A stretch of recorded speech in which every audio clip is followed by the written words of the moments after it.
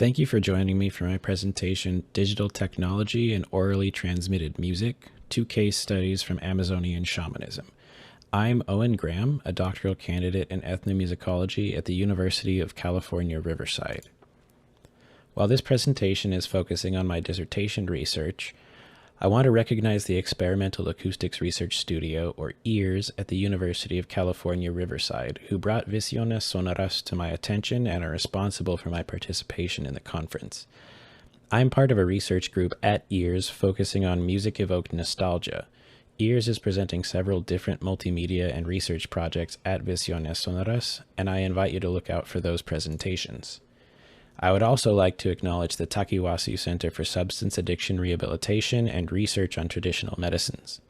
Since 1992, Takiwasi has been collaborating with indigenous and mestizo healers in the upper Peruvian Amazon to research traditional Amazonian medicine and combine it with Western medicine and psychotherapy to help people struggling with substance addiction. Much of the information that I'm presenting today comes from an ongoing research affiliation between Takiwasi and myself. I would like to begin by playing a portion of a song that I recorded during my field research in Peru. I'm going to be discussing some of the ethical implications of combining semi-secret knowledge, which these songs are, and digital technologies such as audio-visual recording and live streaming. As a researcher, my professional activities are included in ongoing negotiations of how to approach recording, discussing, and teaching about this practice in ethical and culturally appropriate ways. As such, I'm only playing a portion of this song to give you a general idea of what the music sounds like and what its lyrical content is. While I have permission to use recordings of ritual songs, it's my understanding that my understanding from my research that it would not be appropriate for me to publicly share an entire song, especially in a way that's easily digitally reproduced. Hopefully, the discussion that follows will make it clear why. The song that I'm about to play is a favorite of many who come to Takiwasi for treatment, especially those who are educated within the paradigm of Western science and logic. Often these people find that they spend too much time overthinking and rationalizing their trauma instead of feeling it in order to process it and heal. Abrete corazón, abrete sentimiento. Ábrete entendimiento, deja a un lado la razón y deja brillar al sol escondido en tu interior. Ah, ah, ah.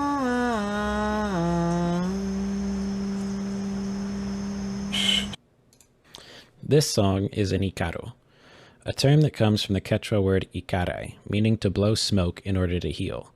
This word is widely used to refer to these songs in the Western Amazon. The definition, to blow smoke in order to heal, is an interesting way to describe a song, but this points to the way that these songs are used. They are a tool within a ritualized practice of medicine in which the breath is understood to carry spiritual and healing power. Tobacco smoke and song always go together in this practice as they amplify the power of the breath. These songs are used to call spirits into ritual spaces, to heal, to teach, and to protect, and these songs also serve as a sonic marker of the boundaries of ritual time and space. In order to understand how ikaros are learned and used, we first have to understand that they are part of a practice through which healers interface with their environment from a type of animist perspective. This means that plants are understood to have a type of consciousness that is aware and intelligent, and under the right circumstances may even communicate with humans. Traditionally, ikaros and the entire ritualized practice of plant medicine were transmitted orally from master to apprentice or learned from direct contact between spirits and healers. In certain rare cases, people are able to interact with spirits unaided. More commonly, healers undergo ritual diets, ingesting preparations of plant medicines, some of which are consciousness-altering, in order to build relationships with the teaching spirits. While this may sound strange to those of us educated and enculturated into some form of materialist perspective, we can bracket the question of the reality of plant spirits for a moment and consider that the therapeutic outcomes of Amazonian medicine are positive and significant when compared to control groups from the general population. And I direct you to studies by McKenna et al. From 1998 and the 30 years of Takiwasi's publication record. Furthermore, The ethnographic literature on Amazonian plant medicine is unequivocal. Healers report that they learn their medicine from spirits, and patients report that their experiences of healing often involve interactions with spirits. So whether or not plant spirits are real in a scientific sense, the experience of spirits is real and integral to Amazonian plant medicine. Ritual diets, or dietas, involve extended periods of both dietary and behavioral restrictions while ingesting concentrated preparations of plantas maestras, or teacher plants. During the diet, the dieter is isolated in an open-air shelter like the one shown here. Food intake is usually limited to boiled green plantains, rice, oats, and boiled potatoes with no salt or seasoning of any kind. Behavioral restrictions include social isolation, sexual abstinence, and minimizing distractions so one can be ready to receive teachings from the plants. To summarize, the dieta involves intentionally controlling one's environment to increase sensitivity to sensory input while ingesting teacher plants, some of which are psychoactive. This amounts to entering into an extended liminal state. Diets among the healers that I research with can last from 1 week to 3 months. Whether the desired outcome is healing or learning, the process and ultimate goal upon leaving the liminal state is the same: to build a relationship with the teacher plant that is being dieted. The diet amounts to a respectful way to approach a plant spirit by becoming more like a plant. A successful diet results in healing, learning, or a combination of the two. For a healer, a successful diet results in the plant spirit teaching them an ikaro, often accompanied by a recipe for a new medicine, complete with instructions for what the medicine treats and the technique for administering the treatment. A healer's reputation is tied to how long they have dieted and how many songs they know, because these things are signs of how well a healer maintains their relationship to the plant spirits. The thing that gives an ikaro power is the healer's relationship to the plant that originally taught the song. So when a master healer teaches a song to an apprentice, they also teach how to use the song in a way that shows respect to the spirits. Thus, ikaros are historically a semi-secret form of knowledge, as only a healer who has learned an ikaro from a spirit or as part of a lineage of healers knows how to connect to the spirit who gives the song power. So healers are often concerned that their songs might be stolen by someone pretending to be a healer, trying to make money by charging for healing ceremonies that will either be ineffective or possibly have a negative result because a spirit might be angered by someone singing its song for the wrong treatment, without the proper intent, and without having respectfully built a relationship with it. Since recording technology has become available, some healers, including Takiwasi, sell recordings of ikaros to support their efforts in continuing traditional knowledge of plant medicines. The ethics of this are ambiguous. On the one hand, singers of these ikaros received them in the traditional way, and as such, it's up to their judgment how the songs should be used. On the other hand, this makes the songs available to almost anyone, and the availability of recordings has created opportunities for ikaros to be used outside of ritual contexts, in more performative and potentially problematic ways. I also found in my research that healers have begun using handheld digital recorders to help them learn and memorize songs more quickly, and to teach songs to their apprentices. Healers welcome the help that this technology provides when it is used to support traditional methods of learning ikaros such as dietas and the master-apprentice relationship.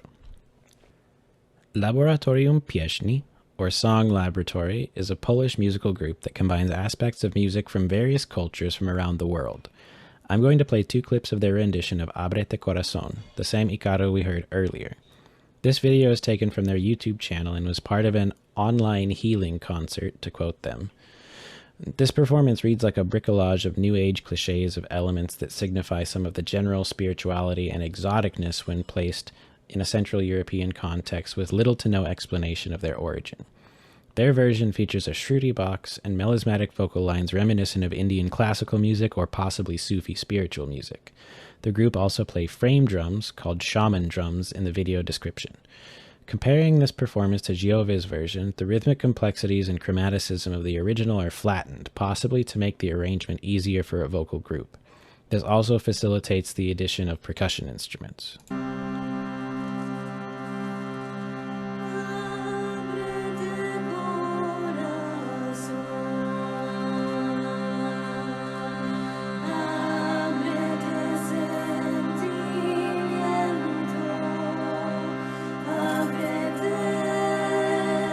Entendimiento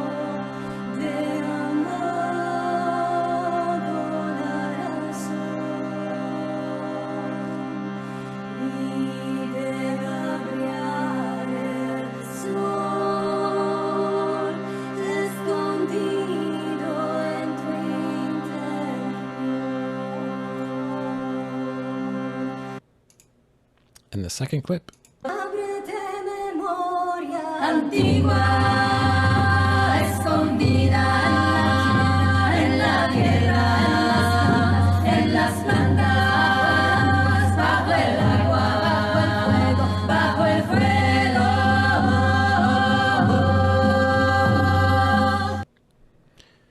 To their credit, they link an interview with Rosa Giove about the origins of the song, but their audience is obviously not following that link because the interview, which was posted in February of 2020, has 23,000 views, and the performance posted in December 2020 has around 573,000 views, over 10,000 of those occurring in the past week. To finish the presentation, I would like to present one more interesting combination of Amazonian medicine and digital technology. Originally from the United States, Hamilton Souther underwent a 10-year formal apprenticeship in the Peruvian Amazon, and after earning the title of Master Healer, he opened his own medicine center near the city of Iquitos. During a long-term visit to the United States, Souther got the idea to live stream medicine ceremonies over the internet. In these ceremonies, participants either do not ingest plant medicine, or if they are in a place where it is legal, they might ingest cannabis contextualized as a plant medicine.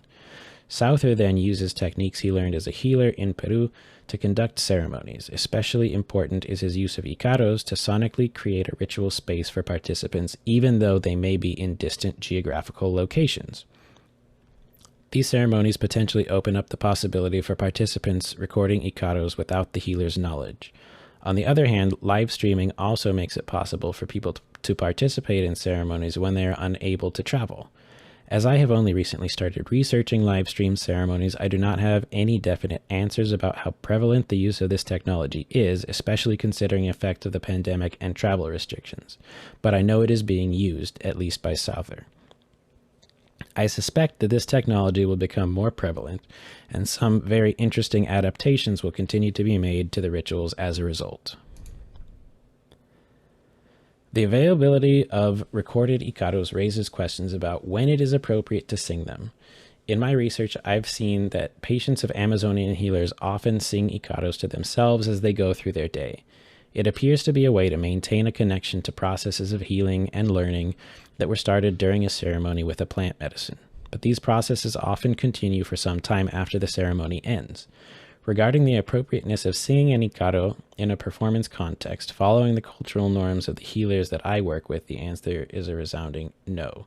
It's not appropriate, especially if the performer has not personally received the song from a spirit or master healer. Regardless, with the ever-increasing connectedness of our world, it's likely that such performances will continue to occur.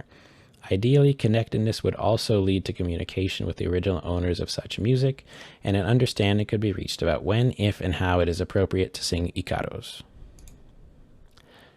Thank you, and we'll open it up for questions now.